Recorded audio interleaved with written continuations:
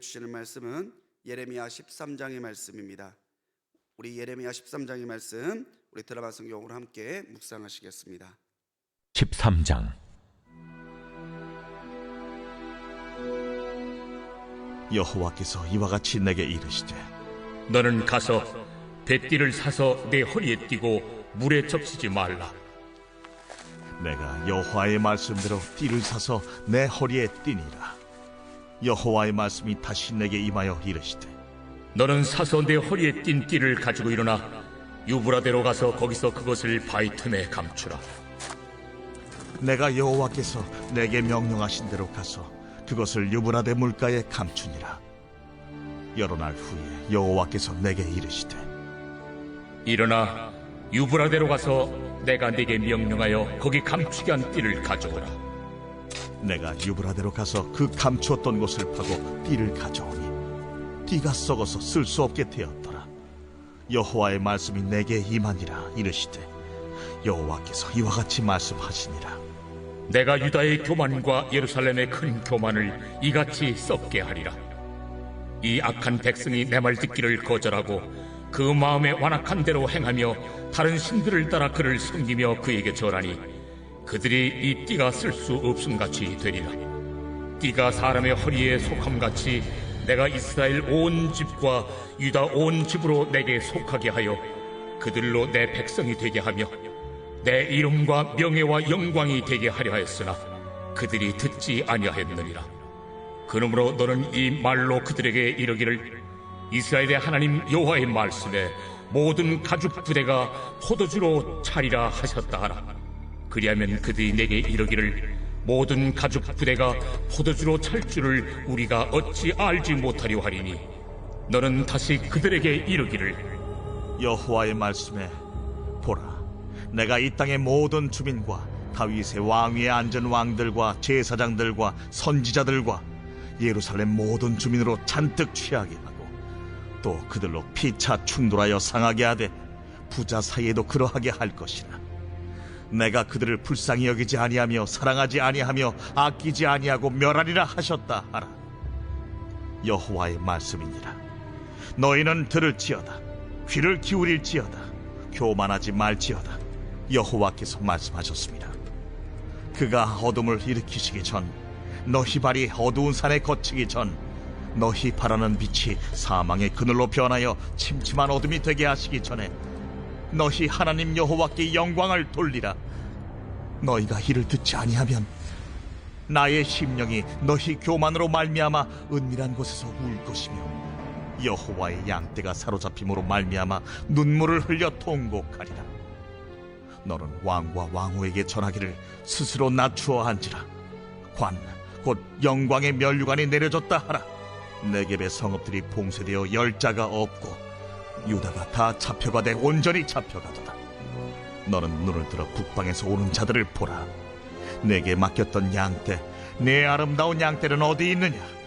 너의 친구 삼았던 자를 그가 내 위에 우두머리로 세우실 때에 내가 무슨 말을 하겠느냐? 내가 고통에 사로잡힘이 산고를 겪는 여인 같지 않겠느냐? 네가 마음으로 이르기를, 어찌하여 이런 일이 내게 닥쳤는고 하겠으나 내 죄악이 크므로 내 치마가 들리고 내 발 뒤꿈치가 상함이니라. 구수인이 그의 피부를, 표범이 그의 반점을 변하게 할 수 있느냐 할 수 있을진데 악에 익숙한 너희도 선을 행할 수 있으리라.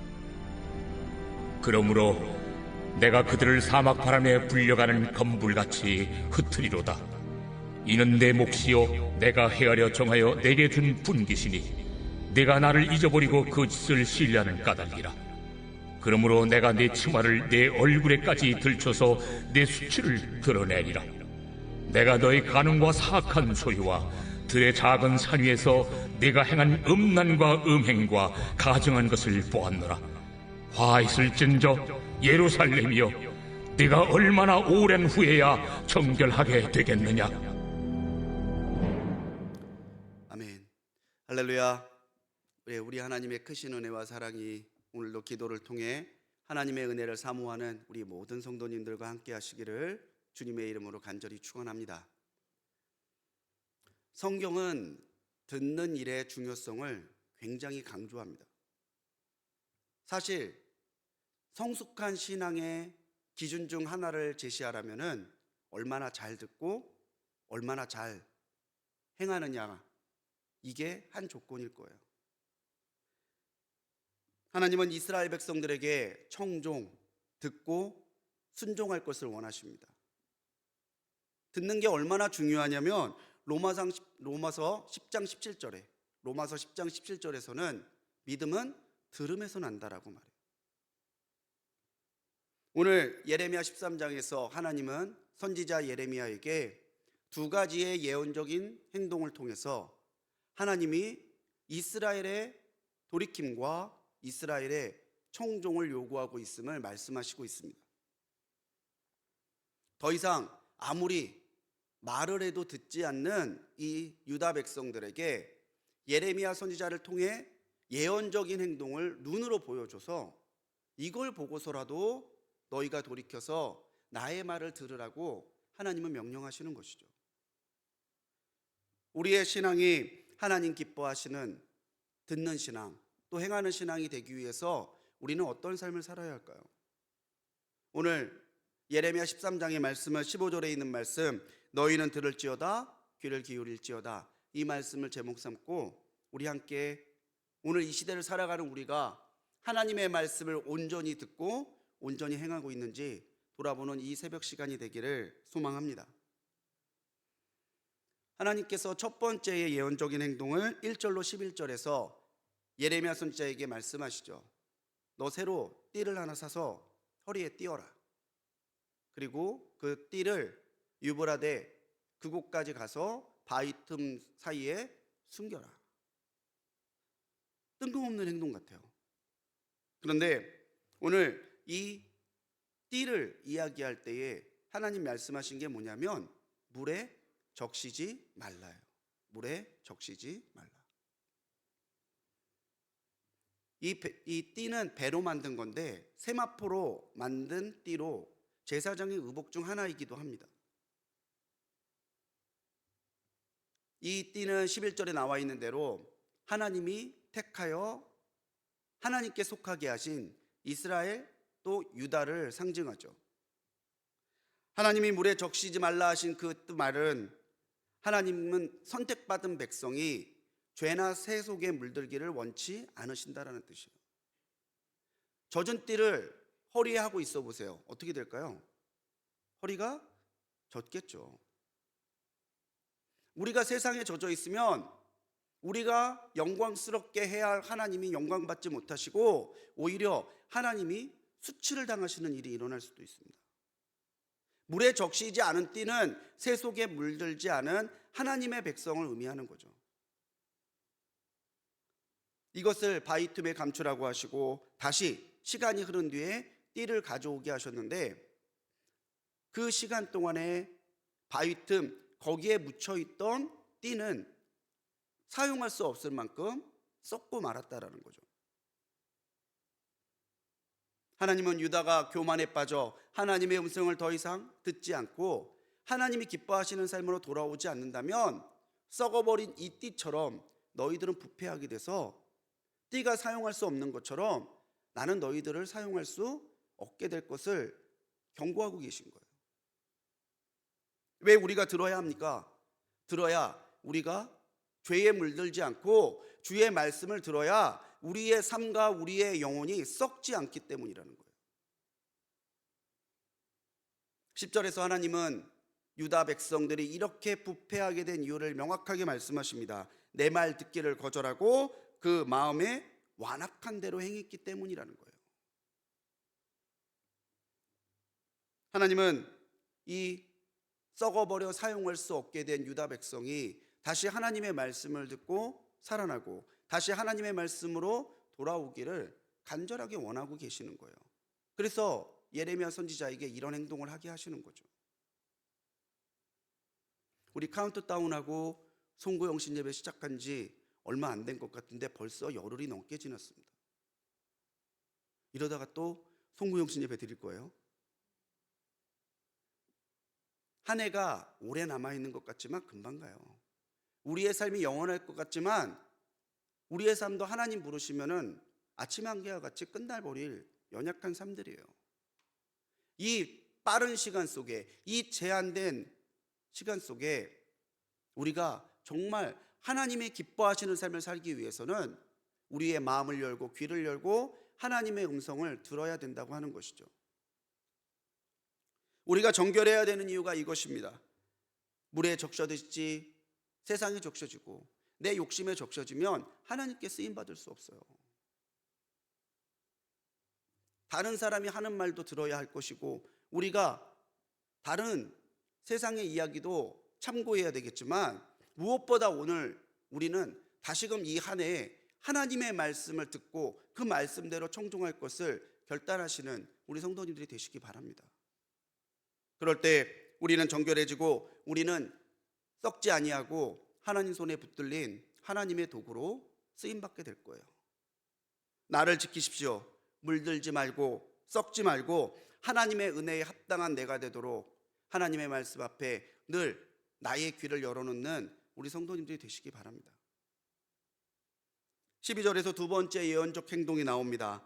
그들에게 가죽 부대를 보이면서 이 가죽 부대가 포도주로 가득 찰 것이다라고 말하는 거죠. 가죽 부대는 술이나 물을 담기 위해 사용하는 도구입니다. 자, 봐. 이 가죽 부대에 포도주가 가득 찰 거야. 당연히 사람들은 그렇게 이야기하겠죠. 포도주가 가득 찰 것을 모르는 사람이 누가 있어? 가죽 부대에 그런 거 담으라고 만든 거지. 그 사람들이 당연한 말로 아무렇지도 않게 이야기하겠지만 하나님께서 예레미야에게 가죽 부대에 담길 포도주에 대해 언급하게 하신 것은 그 포도주의 의미가 하나님께서 말씀하신 의미가 따로 있기 때문이에요. 포도주를 마시면 어떻게 되죠? 취해요. 이 포도주는 유다 백성들의 우상 숭배, 유다 백성들의 욕망을 상징합니다. 우상 숭배에 취해서, 욕망에 취해서. 포도주의 또 다른 의미는 심판이에요. 진노의 포도주. 이것이 가득 찰 때까지 너희들은 도대체 뭐 하고 있느냐는 거죠. 어렸을 때 저희 아버님이 그러셨거든요. 마지막이야. 응? 아빠 지금 머리까지 찼어. 삼남매가 그럼 굉장히 위협을 느껴요. 그만해야 되겠다. 징계도 은혜도 하루아침에 주어지지 않습니다. 은혜도 하나님 앞에 우리의 기도가, 우리의 믿음이 차면은 하나님께서 주시는 거예요. 징계는요, 하나님 앞에 우리가 돌이키지 아니하고 하나님 앞에 우리가 계속해서 죄를 회개치 아니하고 변화되지 아니하고 하나님 기뻐하지 않는 것들을 쌓아가다 보면 임하게 되는 게 징계예요. 은혜가 임할 때까지, 징계가 주어질 때까지 하나님은 계속해서 참고 우리를 받아주시면서 기다려주신다는 거죠. 우리가 은혜를 택할 때까지, 우리가 징계에 이르기 전에 돌이키기까지 하나님은 그렇게 우리를 기다려주시는 분이시라는 거죠. 예레미야는 하나님이 일러주신 그대로 포도주에 취하듯이 유다의 주민과 왕과 제사장이 우상 숭배와 음란과 욕망에 취해서 결국 하나님 앞에 심판을 받게 될 것을 예고하고 있습니다.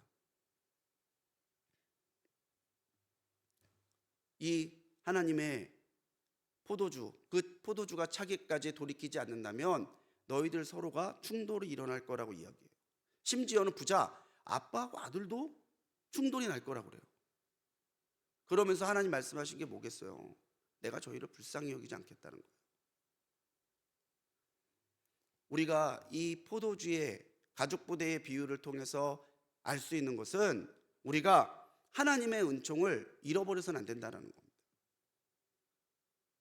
이것이 차기까지 나는 기다리겠지만 이게 찬다면은 너희를 불쌍히 여기지 않고 긍휼히 여기지 않고 너희를 가차없이 심판할 것이다라고 하나님 예고하시죠.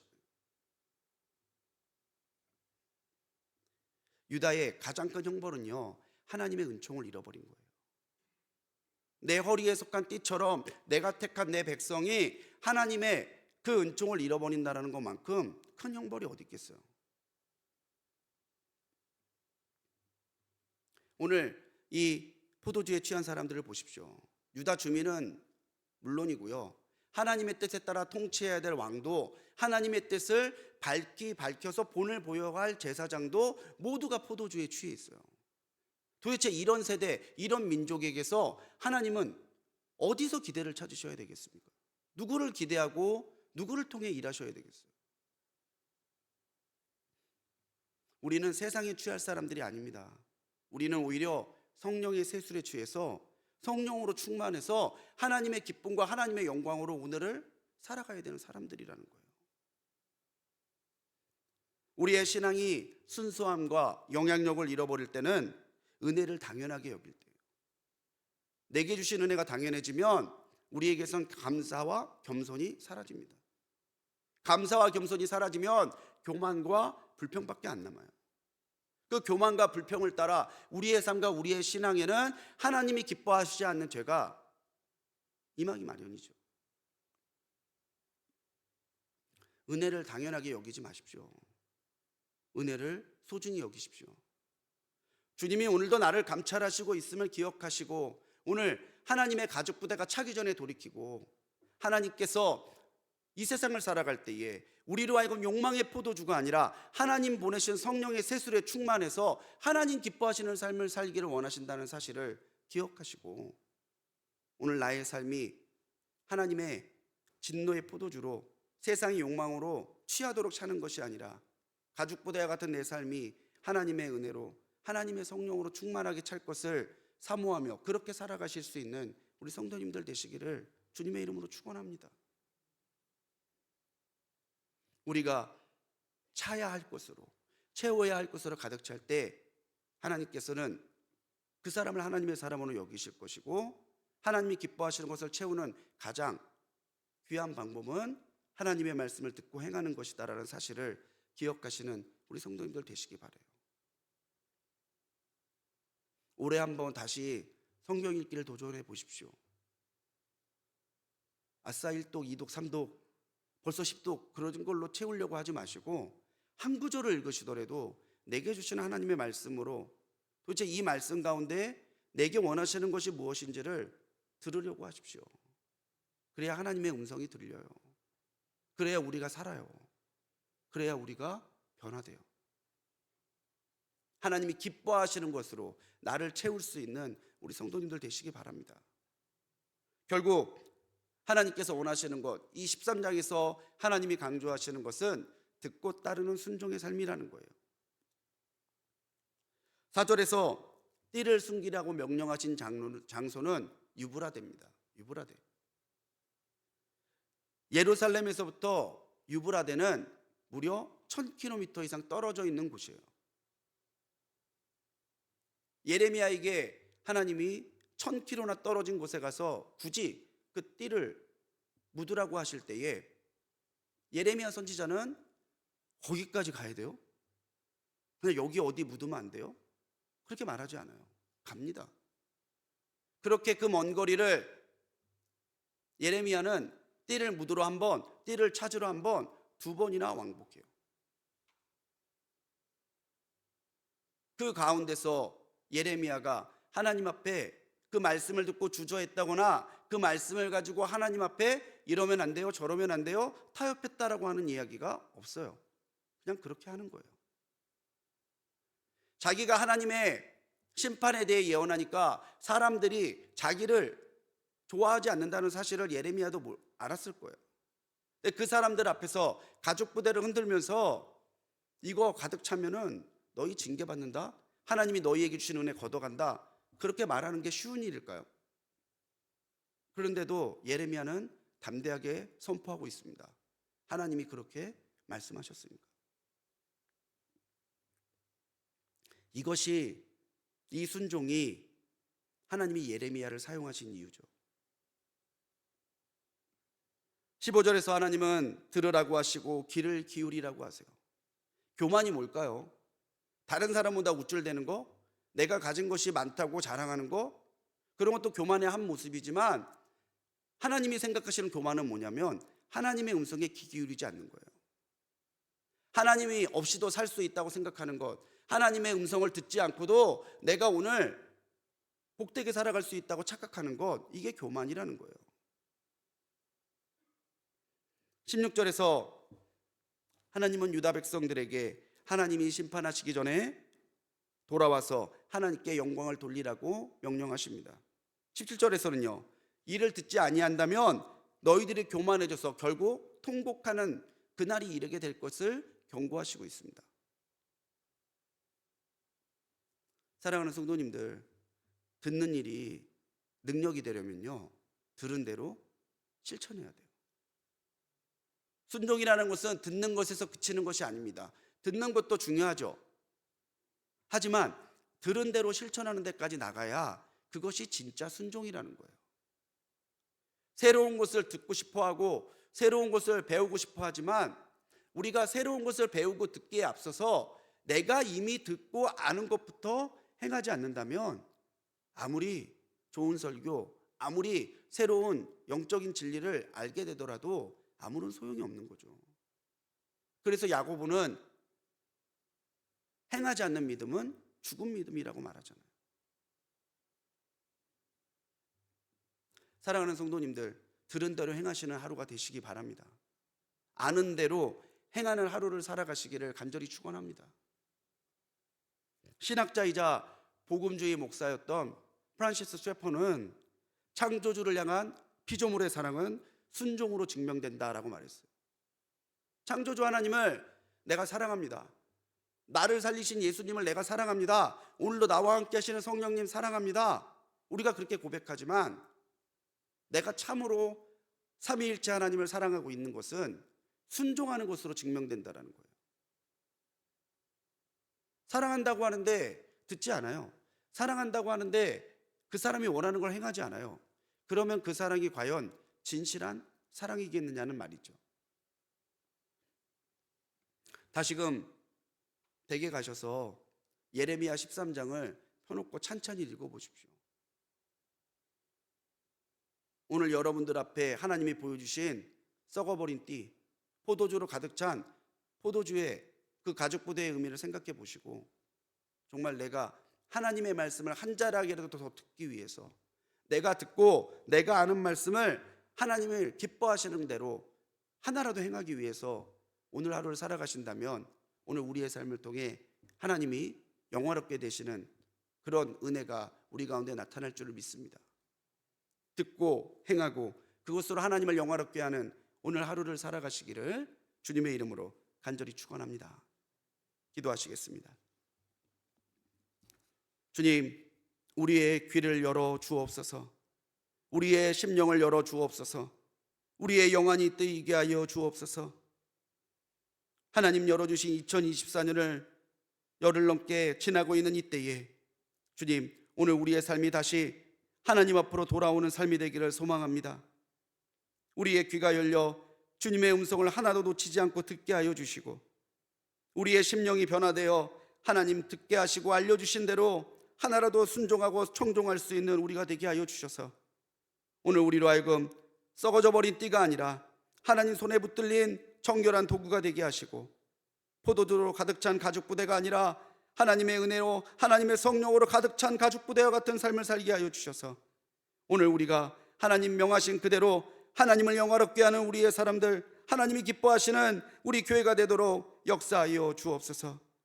오늘 순종하고 순종한 대로 행할 때에 하나님 우리와 함께 하셔서 더 많이 듣게 하시고 더 힘차게 모든 것을 행할 수 있도록 우리에게 힘과 능력을 더하여 주셔서 오늘 우리를 통해 하나님 영광 받으시는 일들이 우리 성도님들이 살아가시는 곳곳에서 일어나도록 역사하여 주옵소서. 오늘도 주님 안에 드린 귀한 감사의 예물이 있습니다. 성령으로 이 시간 이 가정에 부어주셔서 새로운 역사의 은혜가 일어나게 하여 주시고 또 조카의 온전한 치유를 위하여 기도할 때에 하나님 만져주셔서 의사가 놀랄 정도로 온전하고 완전하게 치유되게 하옵소서. 자녀들의 배우자를 위하여 기도하는 그 어머니의 기도를 들으시고 하나님 기뻐하시는 배우자로 하나님 기뻐하시는 가정을 이룰 수 있도록 복되게 하여 주옵소서. 오늘도 주님 앞에 부끄럼 없는 순종의 삶을 살아가도록 인도하실 줄 믿사옵고 우리를 구원하신 예수님의 이름으로 간절히 기도드렸습니다. 아멘.